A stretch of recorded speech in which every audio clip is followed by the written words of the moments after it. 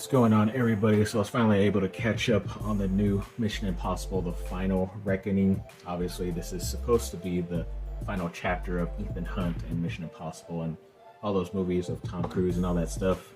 Overall, I did very much enjoy it. Had a couple of problems here and there, kind of felt a little bit too similar to Dead Reckoning Part 1, which is what it was called before the movie right before this, but I know they kind of wanted to shoot these back to back and it's supposed to be like one big long movie, which is probably what it should have been if they would have cut out like half an hour to an hour of both movies. I think it could have worked as like a 3 to 4 hour movie, just have a middle intermission like, you know, the olden times. But pretty much the main synopsis of this one is, in the film, Hunt and his Impossible Mission Force team work to prevent the Entity, a rogue AI, from unleashing global destruction around humanity. And that's, you know, basically what it is. I only remember seeing the last Dead Reckoning Part 1, like, I want to say last year, could have been 2 years ago, and I kind of like had already forgot that the main bad person was basically AI, but now that I'm kind of thinking, like, yeah, I kind of remember like it switching up stuff and kind of putting blame on the Mission Impossible Force team and all that stuff. And so I kind of figured it out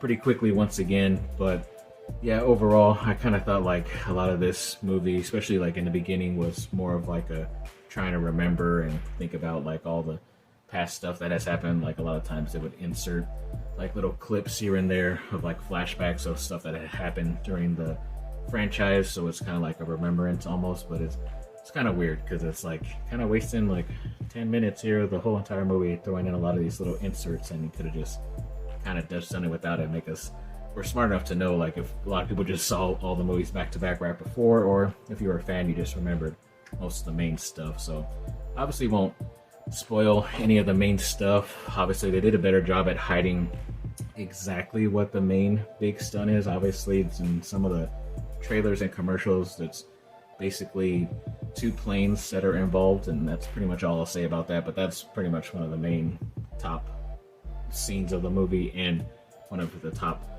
stunt performances too. Obviously it's kind of hard to watch a Tom Cruise movie nowadays when all you're thinking is like, oh, was that really him? Was that a stuntman? And how much of this did he really do? I'm pretty sure he did most of it and all that stuff. So it's kind of hard to enjoy it a little bit once it's happening, but it is pretty like crazy what you're watching on the screen, if it was like either close to being 100% him or not. But either way, like I said before, if you like the first one of this part series, then I think you would enjoy this one. Like I said, I wish they would have just did it like all one longer movie instead of cutting it up, because I think it would have worked out a little bit better to be a somewhat of a send-off for Ethan Hunt. That's all I'll say about that.